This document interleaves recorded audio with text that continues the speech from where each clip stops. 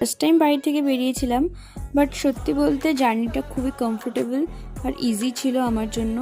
তো রাজধানী এক্সপ্রেসে যেহেতু আমার টিকিট ছিল আর থার্ড এসি ছিল, আমার সিট ছিল মিডল বার আর আমার ফ্রেন্ডের সাইডের আপার বারে ছিল।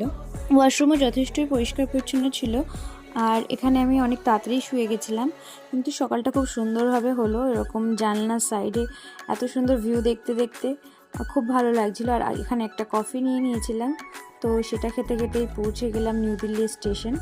আর আমাদের ফ্রেন্ডরা ওখানে অপেক্ষা করছিল, ওদের ট্রেনটাও আগেই ছিল, তো তারপর আমরা দেখা করলাম।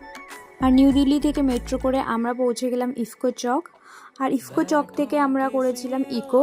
তো ইকো করে আমাদের একদম লোকেশন যেখানে ছিল IMT মানেসর গুরুগ্রাম, একদম সেখানে পৌঁছে দিয়েছিল।